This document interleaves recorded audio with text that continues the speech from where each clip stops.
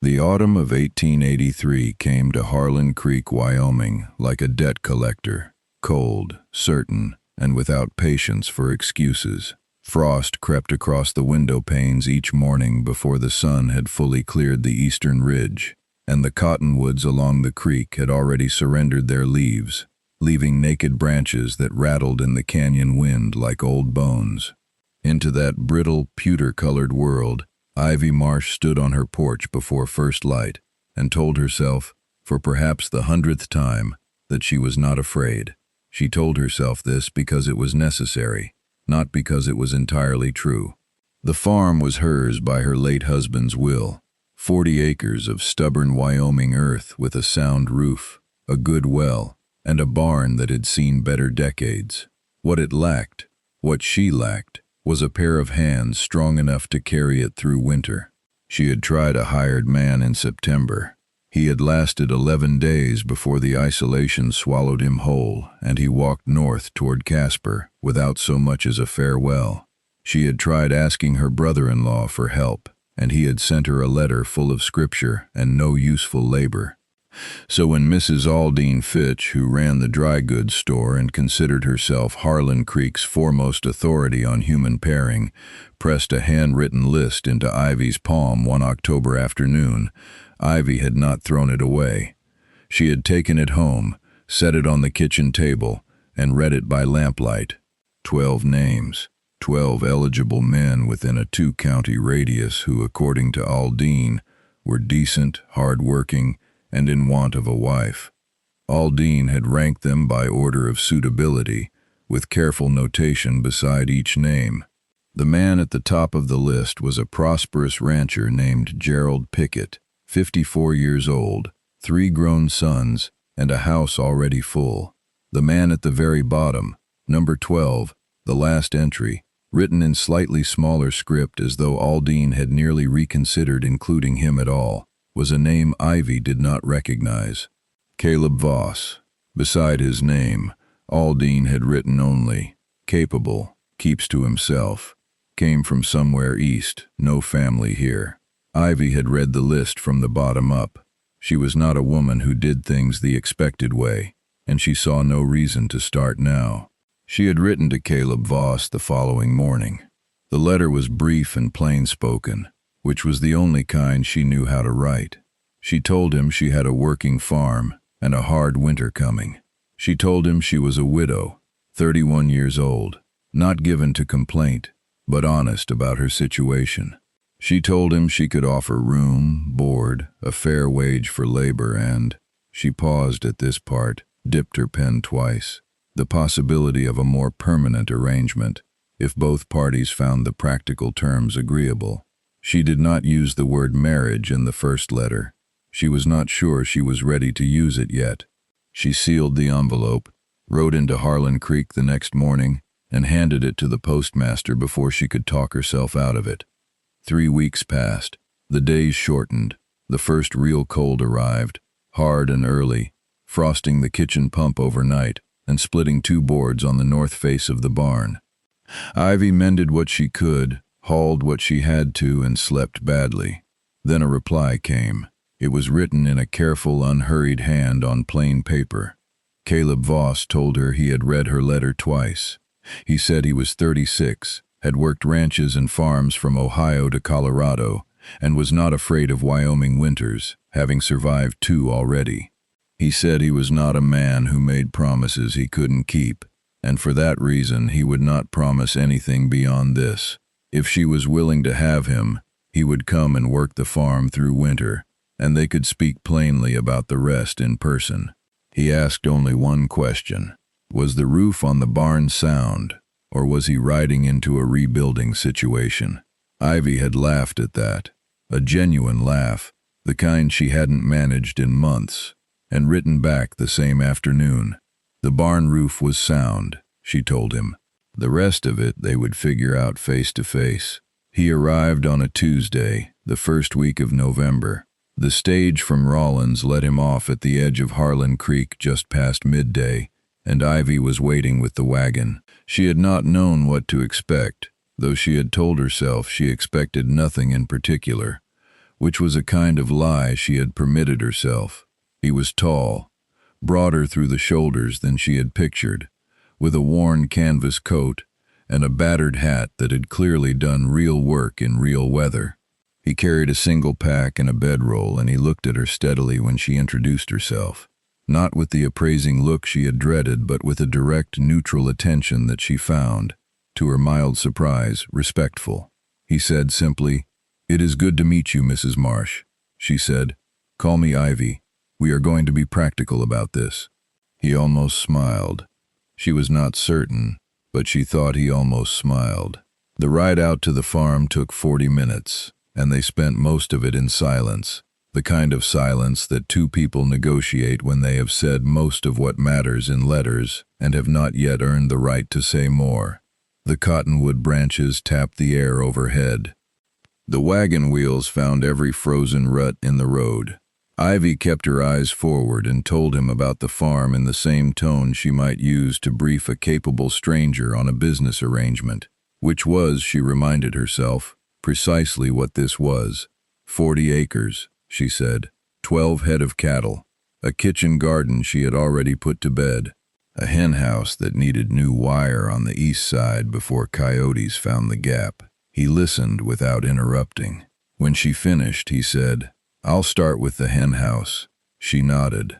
It seemed correct. When they pulled into the yard, he got down from the wagon without being asked and unhitched the horse before she could do it herself. Not in a showy way. He simply did it, the way a man does a thing when it is the obvious next thing to be done. Ivy stood in the yard and watched and felt something she had not felt in a very long time, which was the particular relief of not having to do everything alone. She was careful not to let it show. She showed him the barn, showed him the room off the back of the barn where he would sleep, small but dry, with a proper stove, and she showed him the boundary of the south pasture before the light failed. He asked sensible questions. She gave him sensible answers. Nothing in the transaction felt wrong. That first week established its own rhythm, and Ivy was careful to notice it. Caleb rose before her. She could tell because the barn was already open when she crossed the yard in the dark, and he worked without instruction, which was the thing she had prayed for, and not quite believed she'd get. The henhouse wire was fixed by Wednesday. By Friday he had split enough wood to fill the lean-to beside the kitchen door, and by the following Monday he had found the split boards on the barn's north face that Ivy had been meaning to address for 3 weeks, and had replaced them with planks from the stack behind the barn that she hadn't realized were there. He ate the meals she set out for him with genuine appreciation and without remark, which Ivy appreciated in return. She was a competent cook, but not an elaborate one, and she did not want compliments that felt like obligations.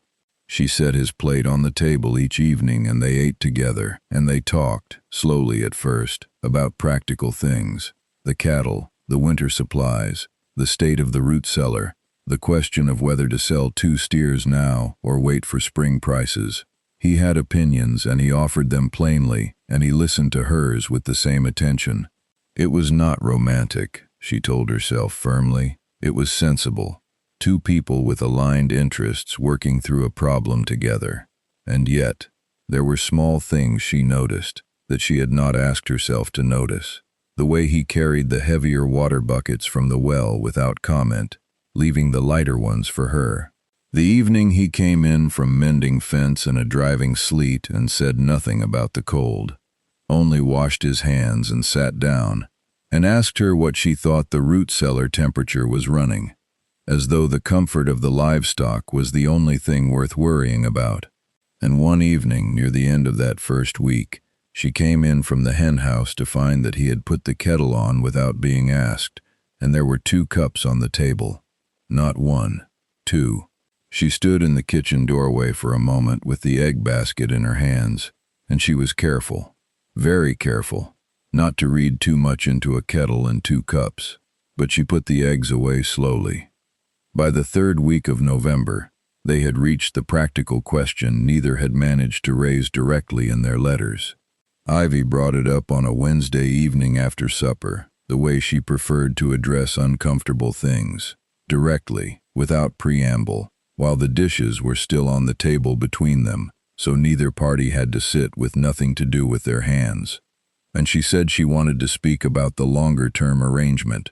He said he had been wondering when they would. She laid it out plainly. She could not run the farm alone indefinitely. A hired man was expensive in wages and unreliable in loyalty, and she had no desire to keep advertising for one every season. She was not inclined to sell. This land was hers, and she had worked it, and she intended to keep it. What she needed was a partner, and she was willing to call that partnership marriage if the terms were plain and fair. But she would not enter into it unless they were agreed on what it meant and what it did not mean, at least at the start. He had been quiet through all of this. When she finished, he said, "What terms do you think are fair?" She had prepared for this. She told him he would have full authority over the farm labor and livestock decisions, as he was better suited by experience to make them. But the land remained hers, and any sale or borrowing against it required her agreement. She would keep the household accounts as she had done, and she would manage the kitchen and garden as she saw fit. They would be husband and wife in name and in law, and she would not be dishonest about what that might grow to be over time, but she would not pretend it was something other than a practical arrangement on the day they signed for it. He listened to every word. Then he said, "That is fair." He said, "I have one term of my own." She raised an eyebrow. He said, "You tell me when something is wrong before it becomes a crisis. I am not here to be managed around. I would rather face a hard thing early." Ivy looked at him across the table for a moment. She said, "That is also fair." They shook hands. 2 days later they rode into Harlan Creek and spoke to the Reverend Aldous Prentice, who married them in his parlor on a Thursday afternoon, with Mrs. Prentice and the postmaster standing as witnesses. The snow that had been threatening since the first week of November finally arrived in earnest the Monday after the wedding, and it arrived like it meant to stay. Caleb had already moved a winter's worth of hay into the barn and had banked the cabin's foundation with straw bales, and when Ivy came in from the morning's chores to find the world gone white and silent, she felt, for the first time in a long year, that the worst of it might be manageable. But winter on the Wyoming plains does not permit smugness. 2 weeks into December, a man named Harlan Sutter arrived at the farm. Sutter was an agent for a land company out of Cheyenne that had been quietly acquiring parcels along Harlan Creek for 2 years, buying out homesteaders who were too tired or too frightened to refuse. He came in a good coat and a hired buggy, and he spoke with the careful friendliness of a man who has learned that the word no comes slower from a person who has first been made to feel respected. He told Ivy the company was prepared to offer her a generous price for the 40 acres. He said the market for isolated parcels was unpredictable, and this offer might not stand through spring. He looked around the kitchen as he said it, at the single woman sitting across from him, and his eyes carried the assumption that she was weighing the offer alone. He had not noticed Caleb, who had come in from the barn quietly and was standing in the doorway with snow still on his shoulders listening. Ivy said she was not interested in selling. Sutter adjusted his approach. He began to speak about the difficulty of maintaining an isolated property, about debt, about the hard mathematics of a widow's situation, his voice patient and mildly pitying, and Ivy felt her jaw tighten. She had not had to say what she was thinking, because Caleb stepped fully into the room. He said plainly and without heat, "My wife has told you she is not interested." He did not raise his voice. He did not need to. There was something in the steadiness of him, the set of his shoulders, the quality of his attention, that communicated, without theater, that the conversation was finished. Sutter looked between them. He folded his papers. He said he would leave his card. Caleb said there was no need. Sutter left. Ivy waited until the buggy had gone down the lane and out of sight, and then she let out a breath she had been holding since Sutter knocked. She said, "Thank you." Caleb poured himself a cup of coffee and sat down.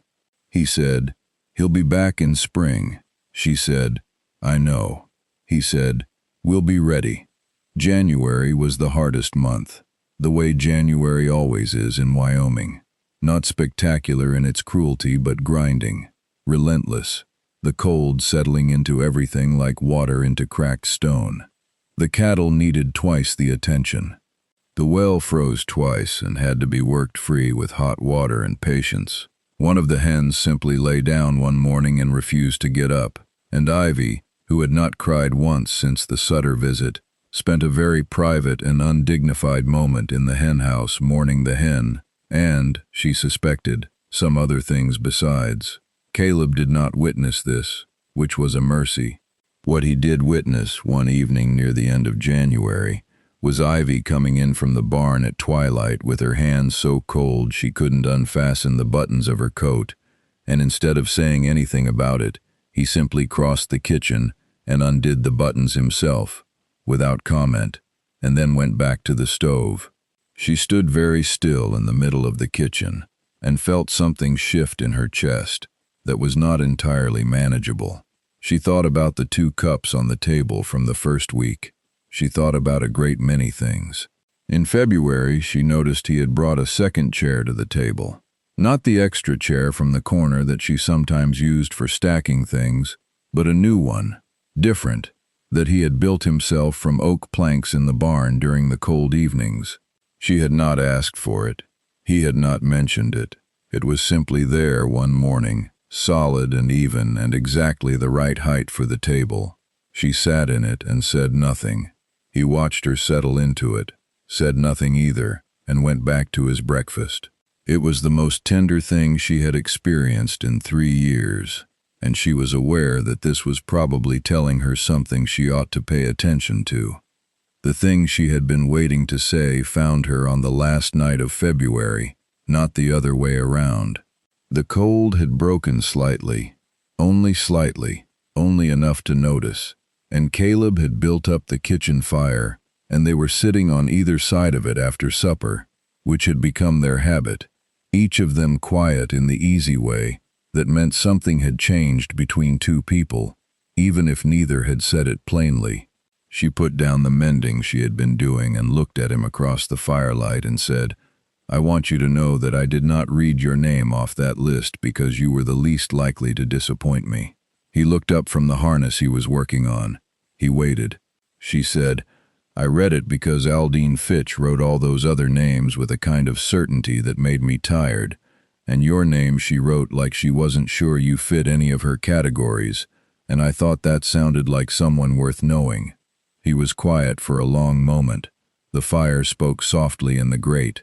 Then he said, "I want you to know I didn't answer your letter because I needed a roof over my head. I could have found a roof." He looked at her steadily. He said, "I answered it because it was an honest letter from an honest woman, and I had not had a conversation like that in a very long time." Ivy held his gaze. She said, "What is it now, then?" He said, "It stopped being a bargain somewhere in November." She said, "October, I think." He set the harness down. She set the mending down. Neither of them moved dramatically or said anything beyond what needed to be said, which was very little, because they were both people who believed that actions carried more weight than declarations.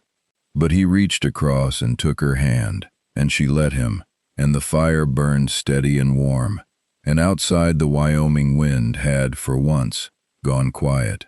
Spring came the way springs do after hard winters, not with a fanfare, but with small, incremental mercies.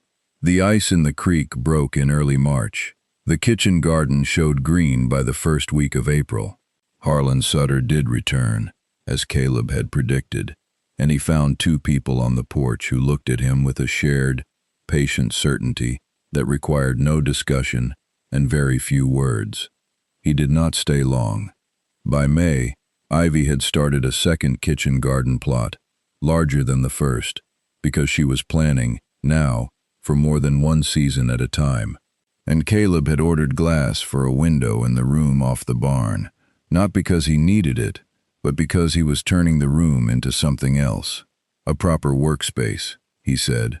though she noticed he had also hung a shelf at a comfortable height for storing things a person might want close to hand. A home is not built in a day, and it is not built in a season. It is built in cups of hot tea set out without being asked, and in chairs built for no reason except that someone deserves a better place to sit, and in the small, exact moment when a bargain stops being a bargain and becomes something you would choose again, freely, even knowing everything the choosing costs. Ivy and Caleb Voss had not begun with love. They had begun with honesty, and with two people unwilling to pretend a hard situation was anything other than what it was. But honesty, tended carefully through a Wyoming winter, has a way of growing into something warmer than either party planned. If you have found yourself listening to this story tonight, perhaps you are thinking of someone in your own life who came to you quietly, without ceremony, ranked last on someone else's list, and turned out to be everything you needed. We do not always recognize what we are being given until we have held it through a winter. That is perhaps the oldest truth the frontier ever taught its people. Leave a comment below and tell us, have you ever found that the person who seemed least likely turned out to be exactly right? We would love to hear your story. And if these tales of the Old West speak to your heart, please subscribe. There are many more journeys waiting around the fire. Good night. God bless you, wherever tonight finds you. The shelf he built held, by midsummer, a small collection of things that told the story of their winter better than either of them could have in words.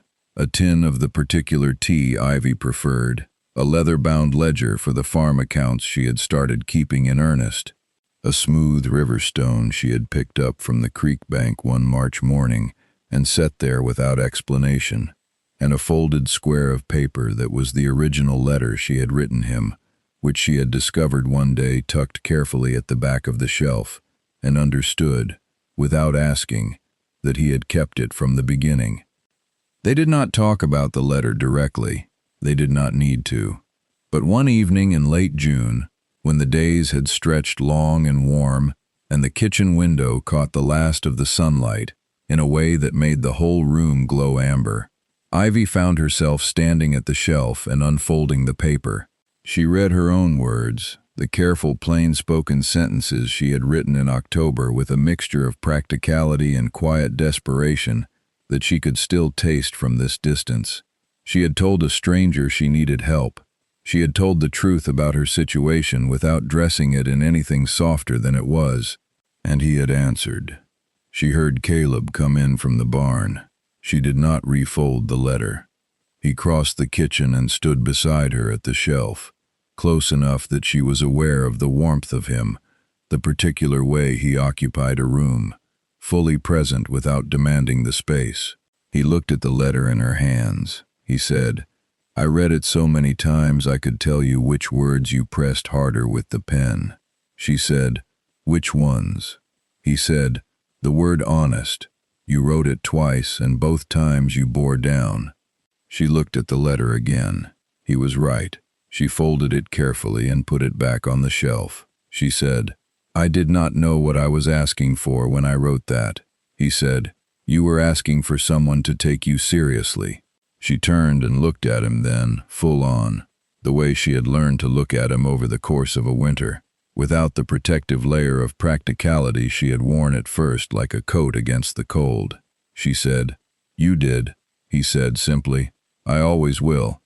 There are moments in a life that do not announce themselves as significant while they are happening. You stand in a kitchen in the long light of a June evening and your husband tells you something plain and true, and it does not feel like a grand declaration. It feels like the last board going down on a floor you have been building together all winter, the thing that makes the structure finally, completely sound.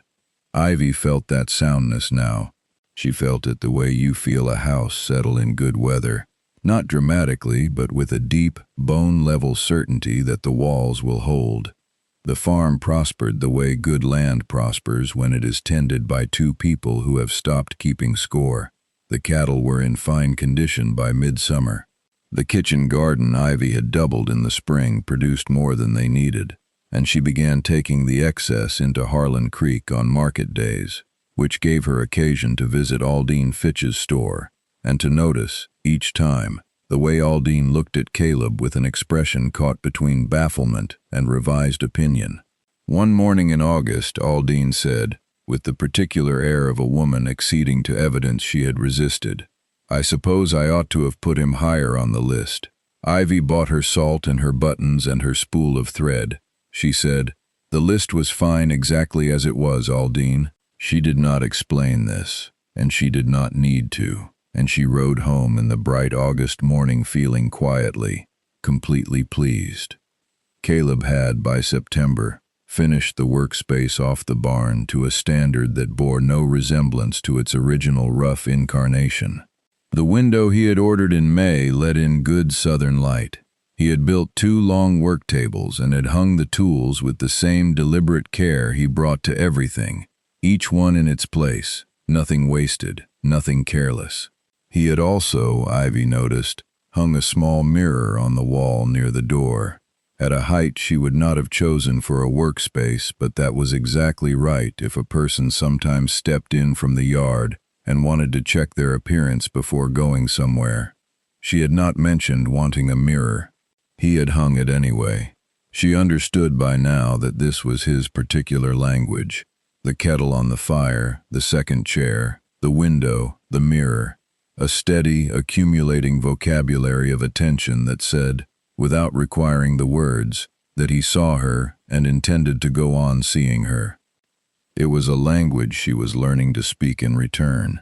She had started leaving his coffee ready before he came in from the early chores, the cup set at his exact place.